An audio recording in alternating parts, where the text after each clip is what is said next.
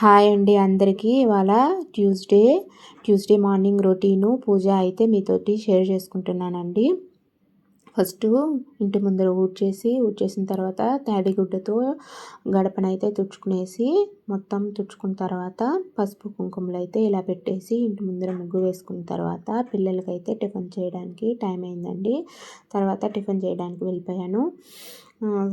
దోశ బీరకాయ చట్నీ అయితే పిల్లలకి వేసి టిఫిన్ బాక్స్ ప్యాక్ చేశానండి. బీరకాయ చట్నీ అయితే ముందుగానే వీడియోలో పోస్ట్ చేశానండి. ఇంట్రెస్ట్ ఉన్న వాళ్ళు అయితే చూడండి. ఇలా ప్యాక్ చేసిన తర్వాత మార్నింగ్ చేసిన టిఫిన్కి పడిన సామాన్లన్నీ వాష్ చేసి పెట్టేశానండి. తర్వాత స్టవ్ కూడా క్లీన్ చేసుకున్నానండి. క్లీన్ చేసుకున్న తర్వాత అయితే పూజకైతే ఫ్రెష్ అయ్యి వచ్చానండి. తర్వాత స్వామివార్లు అందరికీను చామంతి పూలతో ఇలా 1 by 1 పెట్టుకొని పూజ అయితే ఇలా డెకరేషన్ చేసుకున్నానండి. స్వామివార్లకి అయితే సింపుల్గా పూలతోటి ఇలా చేసుకున్న తర్వాత పూజకైతే కూర్చున్నానండి. ఫస్ట్ అయితే అగరవత్తులు వెలిగించుకున్నానండి. అగరవత్తులు వెలిగించుకొని ఏకహారతిని అయితే వెలిగిస్తున్నాను.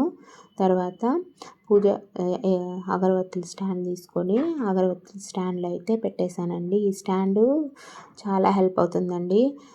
యాష్ అంతా అక్కడ ఇక్కడ పడకుండా శుభ్రం చేసుకోవడానికి చాలా ఈజీ అండి. తర్వాత ధూప్ స్టిక్ తీసుకొని ధూపాన్ని కూడా స్వామివారికి ఇచ్చానండి. తర్వాత ఏకాహారతితో దీపాన్ని అయితే వెలిగించుకుంటున్నానండి. ఇలా వెలిగించుకున్న తర్వాత దీపాన్ని స్వామి వైపు తిప్పుకోవాలండి. స్వామి వైపే వెలగాలండి దీపము.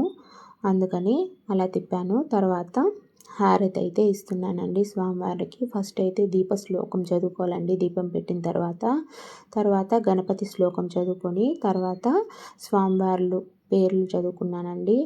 ఈ విధంగా అయితే పూజ అయిన తర్వాత అయితే ధూప నైవేద్య సమర్పయామి అని 3 times చెప్పుకోవాలండి. అప్పుడే మన పూజ అయితే కంప్లీట్ అయినట్టు.